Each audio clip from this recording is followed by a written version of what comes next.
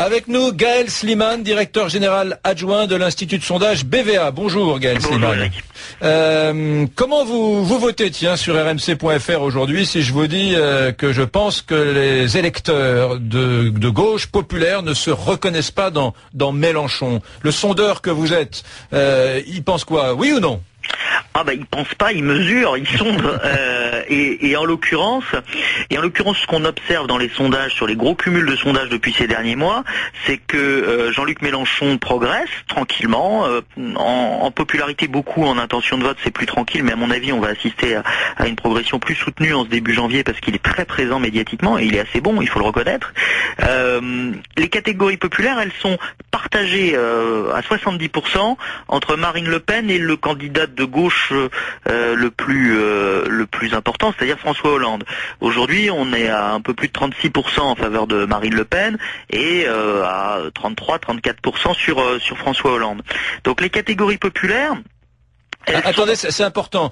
36 Marine Le Pen, 33-34 François Hollande, donc il reste 30% pour les autres. Il reste 30% pour les autres. Nicolas Sarkozy ne fait quasiment plus rien. Il fait un score pathétique auprès des catégories populaires. On est entre 10 et 15%. Et Jean-Luc Mélenchon, finalement, vous voyez, dans nos intentions de vote, les dernières, il était à 8% en début de mois. Il doit être à 7 auprès des ouvriers. Finalement, il fait plus, et c'est ce qui vous intéressait dans votre question, je pense, Eric, il fait plus aujourd'hui auprès des cadres et des cadres supérieurs qu'auprès des ouvriers. Il a des arguments pour l'expliquer. Il dit, et notamment un argument. Il dit quoi?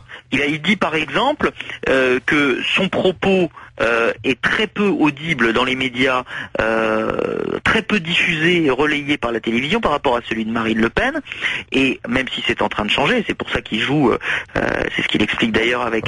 Il a eu plus de 2 heures sur France 2 en prime time la semaine dernière. Tout à fait. Là où il n'a pas tort, c'est que autant sa rentrée de janvier est tonitruante et il ne pourra plus se servir de cet argument-là à la fin du mois, parce que ce serait se moquer des gens, autant c'est vrai que sur l'ensemble de l'année 2011, le temps de parole a été beaucoup plus important sur les deux favoris, ce qui est normal, mais aussi sur Marine Le Pen que sur un candidat comme Jean-Luc Mélenchon. C'est pour ça d'ailleurs qu'il critique beaucoup les sondages, parce qu'il pense, il n'a peut-être pas tort, qu'il y a une corrélation entre le temps de parole qui est donné par les médias aux vedettes politiques et leur score dans les sondages. Donc si je vous écoute aujourd'hui, 6, 7, 8% du monde ouvrier se déclarerait d'accord pour l'idée de voter Mélenchon, mais vous pensez que ça va aller croissant dans les prochaines semaines compte tenu de son exposition? Exactement, et ça va aller croissant, on l'a mesuré aussi à travers le résultat de notre baromètre de ce mois-ci pour l'Express Orange et France Inter, où on voit que Jean-Luc Mélenchon a un potentiel de vote qui dépasse les 20%, qui est à 23%. Le potentiel de vote, c'est quand on ajoute, Eric, les gens certains de voter pour un candidat, donc là on retombe sur les 7-8 qu'il réalise régulièrement, et puis ceux qui disent je pourrais probablement voter pour lui. Pour le moment je suis plutôt sur un autre, en général c'est Hollande, mais je pourrais voter pour lui. Et sur ce potentiel de vote, c'est notamment auprès des ouvriers qu'il fait le plus. Donc il y a un vrai enjeu dans la campagne aujourd'hui, et c'est plutôt bien pour François Hollande d'ailleurs d'enchaîner avec son premier meeting de campagne au Bourget, parce que il est temps de se réveiller. Il est temps de rebondir, dans la mesure où on voit monter dans les sondages pour le moment en popularité et un peu en intention de vote, mais ça risque de s'accroître, à la fois Jean-Luc Mélenchon à la gauche de François Hollande et François Bayrou sur sa droite. Donc ça représente quand même un vrai risque pour celui qui est encore aujourd'hui l'hyper favori des sondages. Eh ben merci beaucoup Gaël Slimane de nous avoir amené de véritables chiffres qui vont nous nourrir pendant cette heure qu'on va passer ensemble. Merci à vous Eric. Gaël Slimane de BVA. Au revoir. Au revoir.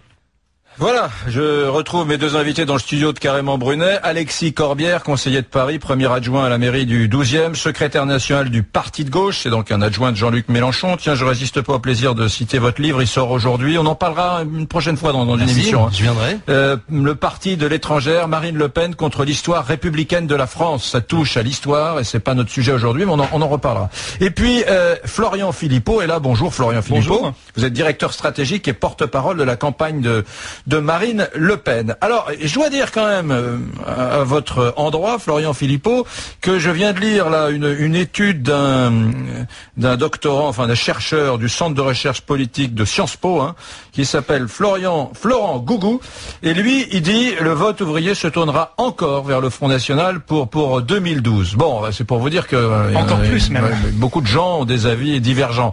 Question, est-ce que vous sentez menacé par Mélenchon, par le parti de gauche sur le plan arithmétique électoral? Non, pas du tout. D'ailleurs, moi j'accepte volontiers votre débat contre le représentant du candidat du Parti communiste, mais c'est vrai que effectivement c'est François Hollande aujourd'hui qui fait quasiment autant de voix pour l'instant chez les ouvriers que Marine Le Pen, et parce qu'il y a toujours une imposture socialiste que c'est à nous de démonter, à expliquer. Maintenant, on voit que Jean-Luc Mélenchon, manifestement, il est stressé, il voit que ça ne prend pas, 7-8%, c'est plutôt effectivement le candidat des cadres supérieurs, et donc il perd ses nerfs.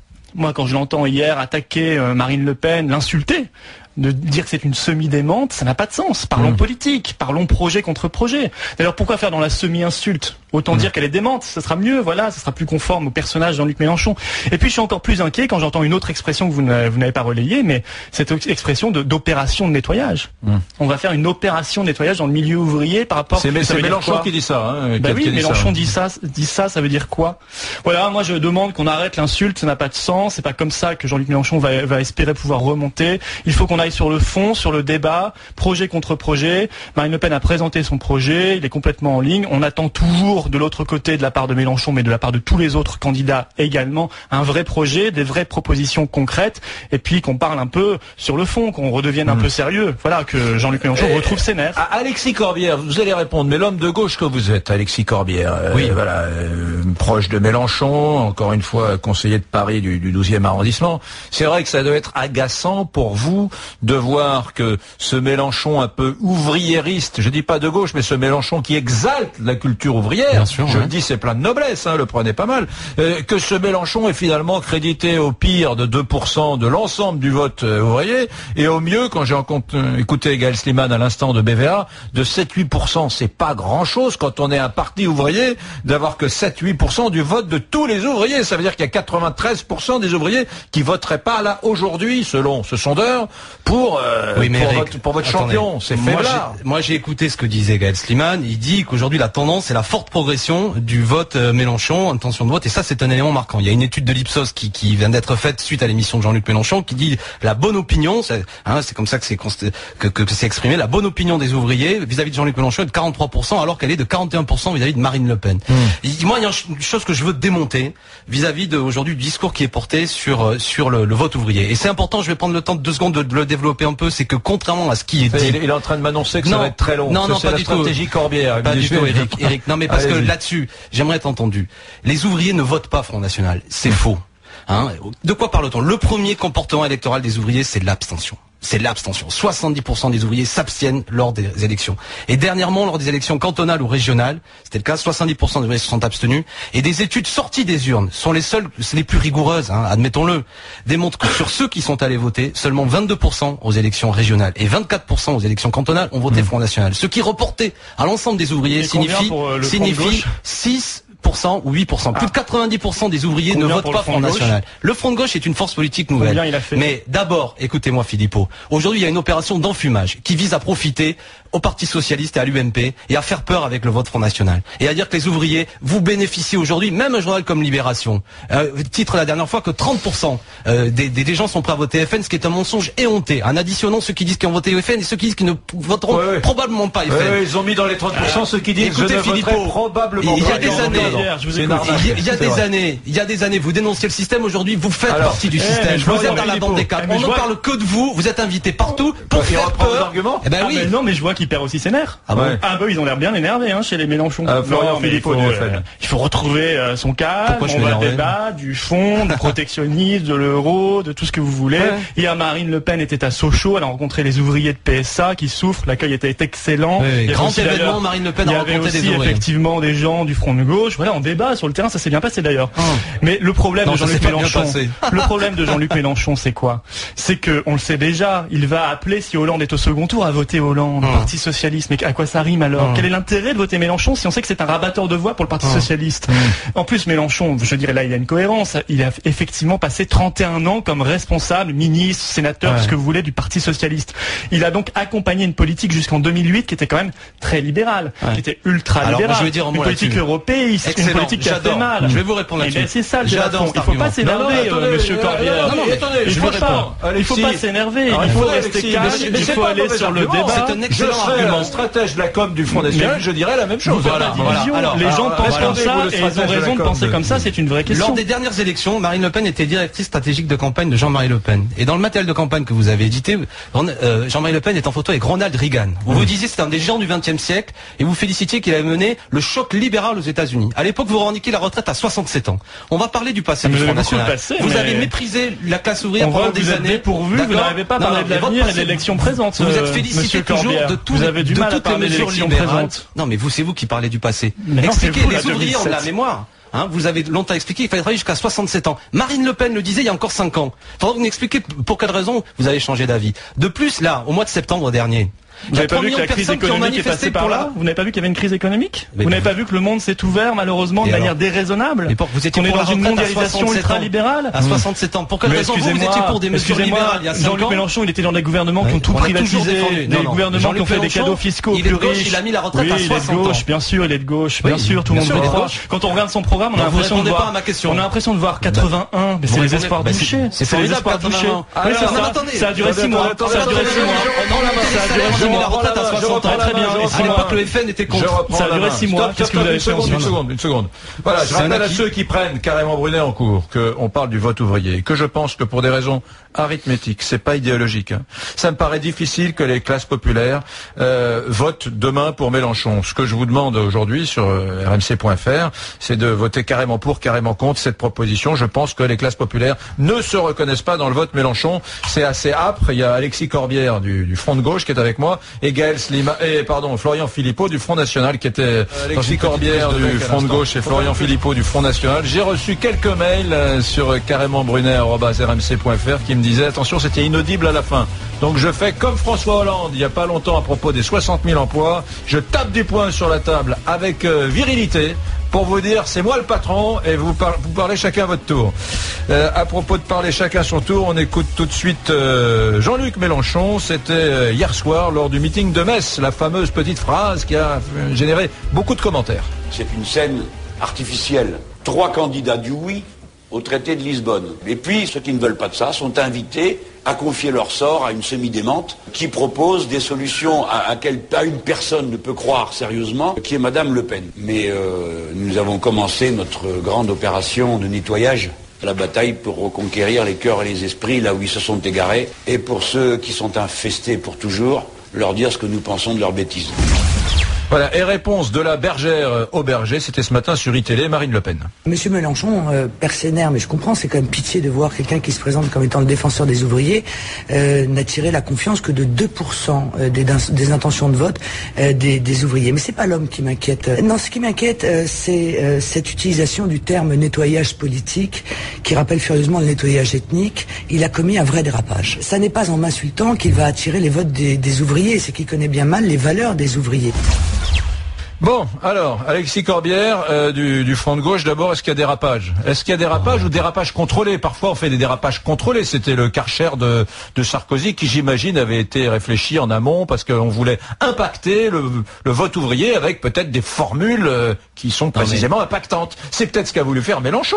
Jean-Luc Mélenchon, il a un parler vrai. Voilà, il a un parler cru et dru. Non, c'est pas vrai. Non, il a un parler universitaire quand tu veux. Il est super. Bien entendu. Il me fait penser, excusez-moi, ça va vous déplaire, à Jean-Marie Le Pen, qui était lui aussi brillant, grand rhétoricien et grand tribun. Je le prends pas positivement, mais il y a une chose sur laquelle je rebondis, y compris sur la comparaison avec le père Le Pen, c'est que lui, pendant des années, il a utilisé des insultes. Et là, je rappelle notamment Jean-Marie Le Pen, une fois était venu dans l'Essonne quand il y avait Mélenchon, il a dit il faut fusiller Mélenchon.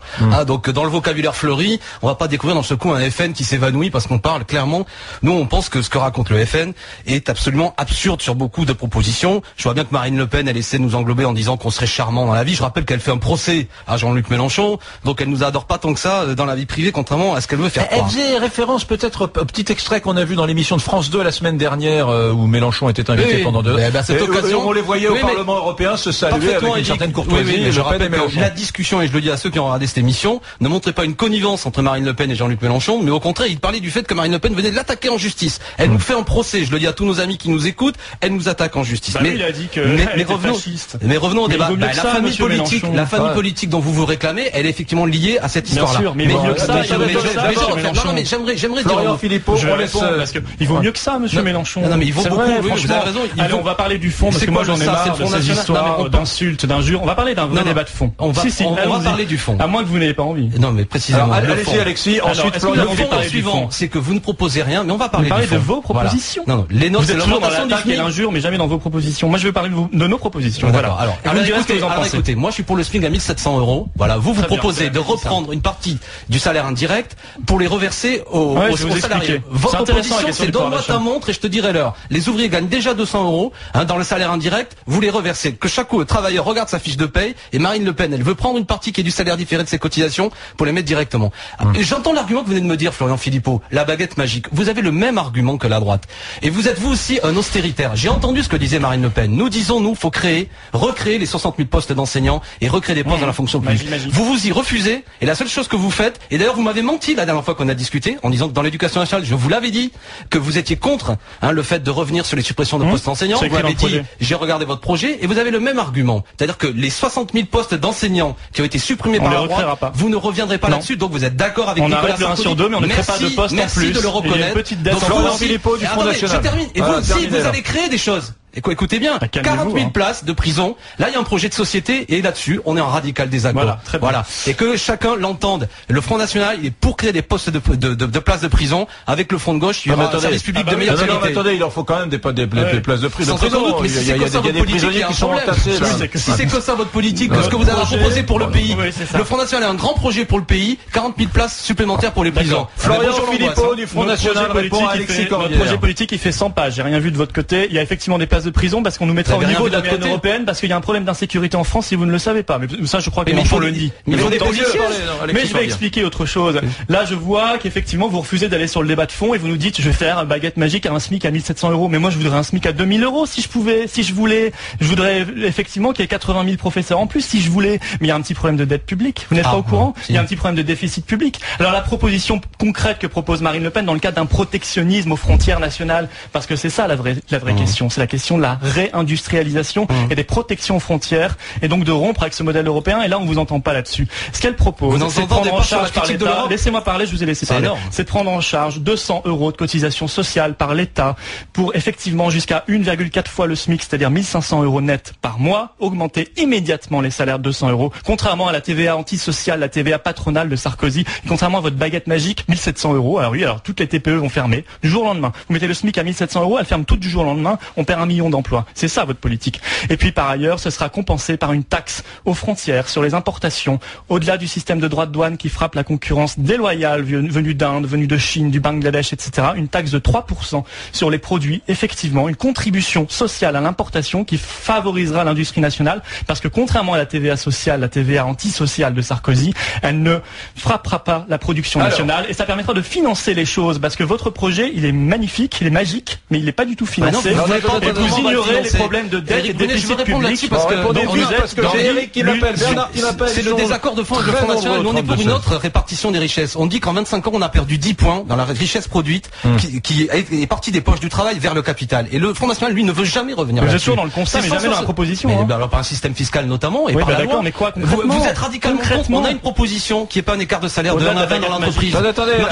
je veux pas qu'il y ait de la confusion parce que c'est contre-productif. Alors je le redis clairement. Nous avons proposé et nous proposons que l'écart maximum soit de 1 à 20 dans l'entreprise, entre le plus bas salaire et le plus élevé. 1 à 20. Le Front National est radicalement contre cette proposition. Ils vont se financer en bonus, vous le savez. Nous avons proposé les salaires des grands patrons, ils vont se financer en bonus. Vous êtes naïfs. C'est pour l'interdire par la loi. Ah oui, d'accord. Et pour quelle raison vous êtes contre cette proposition? Donc vous dites vous les inégalités et la répartition. Une seconde. Mais c'est le vôtre. Je vois bien que sitôt qu'il faut s'en prendre au patron, il y a toujours un argument pour pas le faire. Le mot de baguette magique, monsieur Philippot, est exactement le vocabulaire de l'UMP. C'est un vocabulaire de résignation. Non mais c'est l'explication. Il faut payer la dette. Vous êtes pour payer la dette. Nous disons que nous ne paierons pas l'ensemble l'ensemble de la dette, qui est une mauvaise partie de la dette. Et lorsque Standard & Poor's dernièrement a dégradé la France, vous avez même considéré même pas avec magique, vous êtes sur la lune. Que c'était. Mais sitôt qu'on est pour la répartition, là on voit. Non mais c'est intéressant, Eric. Là il y a un vrai désaccord entre nous. C'est de la démagogie pure. C'est de la démagogie pure. Vous dites aux gens, on va être le partage des richesses. Le partage des richesses, c'est de la démagogie. J'espère que les travailleurs vous écoutent. Non mais nous disons aujourd'hui, il faut s'en prendre au plus haut salaire. Elles sont pas concrètes. Il n'y a rien de concret. Il n'y a pas de proposition concrète. Il n'y a pas de dette dans votre monde magique de la lune. Il n'y a pas de déficit. Il n'y a rien. Ok, j'ai compris. Je suis. Alors pour quelle raison la Confédération européenne des syndicats, vous savez, ça existe. On ne remet pas en cause les traités européens. On est dans le monde. Je peux terminer ou c'est la nouvelle stratégie du Front National? Allez-y, je vous octroie 20 secondes. La Confédération européenne des syndicats, c'est l'ensemble des organisations syndicales d'Europe, et pour cet écart de 1 à 20, d'accord? Qui a appelé à voter oui à la Constitution européenne en 2005, cette CES, cette Confédération européenne des syndicats.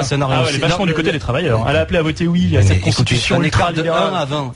Mais c'est ça vos références. Mais vous étiez pour Ronald Reagan il y a peu de temps. Pourquoi vous vous répétez? Eric m'appelle de l'Indre-et-Loire. Il est auto-entrepreneur. Bonjour Eric. Salut Eric Brunet. Bonjour Eric de l'Indre-et-Loire. Il y a tes invités qu'on comprend rien du tout parce qu'ils sont tellement en train de se prendre la tête et d'essayer d'avancer leurs arguments qu'on a du mal à les suivre. Ce qui est certain, c'est que le père Mélenchon, entendu, hein. il a aucune légitimité pour parler des ouvriers, ce mec-là. Pourquoi?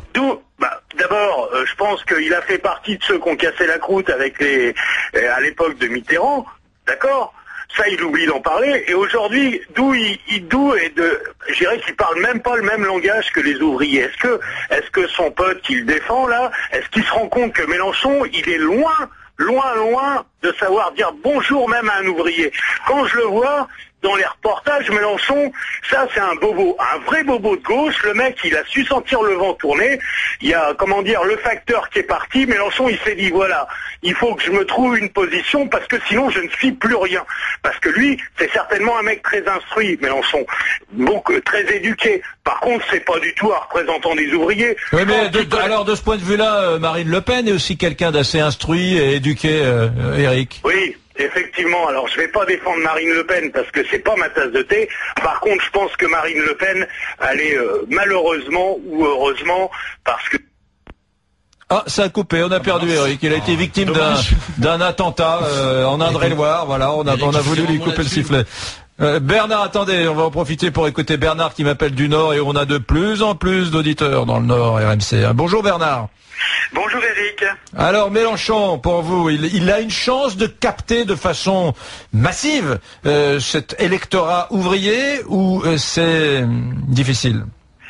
Bien sûr que c'est difficile. Il n'est pas crédible. Mais bien sûr, il lutte contre la modisation paupérisante du monde ouvrier, mais là il prend les ouvriers pour des marionnettes et des girouettes. Mélenchon, c'est un bon orateur qui en est resté à l'époque de Platon. Il sépare lui-même le travail intellectuel du manuel. L'ouvrier, il est pas, on le balance pas comme ça de droite à gauche. Il part du principe qu'un ouvrier ira plutôt à gauche. Il travaille sur le terrain de Marine Le Pen. Il fait du plagiat, ni plus ni moins. Il ne sera jamais égal à l'original. C'est que de la pâle copie d'extrême gauche. Vraiment. C'est dur Bernard. Merci beaucoup Bernard du Nord. Juste, Eric est toujours là et comme ça a été coupé, Eric est revenu. Eric, je voudrais que vous terminiez. Vous me disiez Marine Le Pen non plus. Alors, c'est quoi le monde ouvrier? Il va voter qui là en 2012 au printemps? Eric. Je pense qu'il va voter Marine Le Pen. Ah, il va voter Marine Le Pen, oui. Je pense, oui, parce que si tu veux, Marine Le Pen, elle a quand même un discours qui est plus compréhensible pour les ouvriers. Moi, j'ai des potes ouvriers. Sérieusement, un mec comme Mélenchon, il a pris l'étiquette front de gauche, parce que ça, c'était libre. Mais c'est un intellectuel, Mélenchon, c'est un mec qui part dans ses idées, mais il a peut-être même jamais mis ses mains dans un moteur ou ses mains dans la terre. C'est-à-dire qu'il est pas... C'est un amuseur public, ce mec-là. Cela dit, Che Guevara était un médecin issu de la bourgeoisie. Il y a beaucoup de gens qui sont à la gauche de la gauche et qui viennent de milieux bourgeois. Je préfère un médecin qui s'en va vers la gauche ouvrière qu'un Mélenchon qui essaye de nous faire croire à la messe. Bon, merci Eric. La messe est dite. Alexis Corbière, là, je suis obligé de vous passer le micro parce que autrement vous allez me faire une dépression. Non, je félicite le choix des auditeurs. Vous avez trouvé. Attendez, ne me dites pas ça, moi vous allez m'énerver. Elle s'appelle Nathalie, elle est là derrière la. Je félicite Nathalie. Elle choisit personne. D'avoir trouvé quelqu'un qui adore. Non, elle choisit pas. Elle prend les premiers. Y compris, je m'adresse à Eric. Dites pas ça parce que c'est pas gentil. Non mais y compris, je m'adresse à Eric qui vient de parler. Écoutez, Marine Le Pen avec ses arguments. Je rappelle que Jean-Marie Le Pen paye l'ISF et Marine Le Pen, elle n'a jamais mis non plus les mains dans un moteur. Arrêtons avec ses arguments et écoutons les programmes. écoutons les programmes. Si vous votez Front National, écoutez ce que dit le Front National. Et je vous invite à écouter ce que dit le Front de gauche. SMIC à 1700 €, encadrement des loyers, salaire maximum dans l'entreprise. Voilà ce que nous proposons. Aujourd'hui, revenir sur une autre répartition des richesses. Partager. Nous voulons partager les richesses. Le Front National veut diviser. Trouve toujours un argument sur le lieu de travail pour dire faut pas l'unité des travailleurs entre eux parce qu'un tel et un tel, il n'a pas la bonne nationalité, etc. C'est ça que nous vous disons. Nous vous disons, les amis, les problèmes ne se régleront pas seulement dans une élection, mais aussi dans des mobilisations. Et je vois que le Front National, quand il y avait 3 millions de salariés qui défendaient la retraite à 60 ans, il était contre la grève. Le Front National, il veut représenter les ouvriers qui se mobilisent pas contre Sarkozy. En région PACA, par exemple, les Fralib. Jean-Luc Mélenchon fait la tournée de beaucoup d'entreprises. C'est les salariés, vous savez, d'une entreprise, qui sont mobilisés parce que le patron, lui, est parti à l'étranger, etc. Ils nous ont invités souvent. Bon, quand nous avons proposé un vœu de soutien à la région aux salariés des Fralib, le seul groupe qui s'y est opposé, dans le conseil régional PACA, c'est le Front National avec Jean-Marie Le Pen. Je vous dis, les amis, regardez les choses concrètement. Les seuls qui vous défendent, les seuls qui demandent vraiment qu'il y ait un partage des richesses, qui permettent que, ce que je disais tout à l'heure, les 10 points de richesse nationale qui sont passés dans les poches des patrons, ces 170 milliards chaque année, reviennent au monde du travail. On l'a vu avec monsieur Philippot il y a quelques instants. Le Front National n'est pas d'accord avec ça. Le Front National a ses propositions, ce que je vous disais tout à l'heure. Une augmentation de salaire qui vise à dire, vous gagnez déjà 200 € en salaire indirect, en cotisation, le patron va payer moins de cotisation. Et comme je disais tout à l'heure, c'est donne-moi ta montre et je te dirai l'heure. Les 200 € que déjà, ça c'est pas une augmentation de salaire. J'ai juste une chose, attendez, 2-3 choses. Un, vous allez répondre, Florian Philippot du Front National, dans une seconde, vous aurez un temps de parole équivalent à celui d'Alexis Corbière. Juste Alexis Corbière, je voudrais revenir là-dessus. J'aime pas quand vous dites qu'on choisit les auditeurs. Vous avez ma parole d'honneur qu'on n'a jamais fait un truc pareil. On les choisit, oui, en fonction de la qualité de l'écoute. Parfois, il y a des téléphones qui sont complètement brouillés, etc. On n'entend rien. Ceux-là, on les prend pas. Mais on choisit pas les auditeurs. Cette petite précision. Non, mais Eric, c'est pas ça que je voulais dire. Non, mais c'est important. Alors, on fait un petit point sur les votes tout de suite. Avec, sur le Brunet-Métry, ça se passe. Il incarne le vote ouvrier? Je pense oui, parce que quand il y a des défilés dans la rue, des revendications à faire, on voit rarement le Front National défiler, quoi. À part défiler pour Jeanne d'Arc, quand il y a des problèmes de lutte sociale, de délocalisation, de licenciement, on voit souvent des gens de gauche. C'est un peu vrai ça, Florian Philippot du FN. Je vais vous expliquer. C'est que tout simplement, nous avons les gros bras de la CGT, donc les amis de monsieur Mélenchon, qui sont là, qui attendent et qui menacent et qui frappent, comme ça a été le cas pour notre dernier meeting à Paris. Il y a même un journaliste de France 3 qui s'est pris une pierre sur la figure de la part de ces gens-là, une minorité hurlante qui empêche la majorité silencieuse. Donc vous ne pouvez pas intégrer le cortège des manifestations sociales. Alors qu'à Petroplus, par exemple, les gros bras de la CGT ont dit tout le monde, même les représentants de l'UMP, c'est quand même incroyable. Tout le monde, et je vois que Mélenchon d'ailleurs n'attaque jamais Sarkozy. Ça c'est quand même intéressant aussi.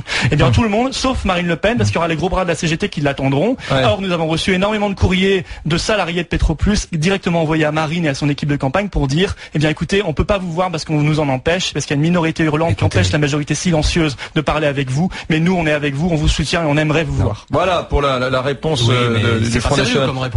Il y a Alexis Corbière du Parti septembre, c'est revendiqué par la CGT. Il y a eu 2 mois de grève, forte grève dans ce pays pour que le gouvernement ne mette pas en place sa réforme pour la défense de la retraite à 60 ans. Marine Le Pen a fait 4 ou 5 émissions, elle n'était pas encadrée par les gros bras de la CGT, dans lesquelles elle a dit, oui.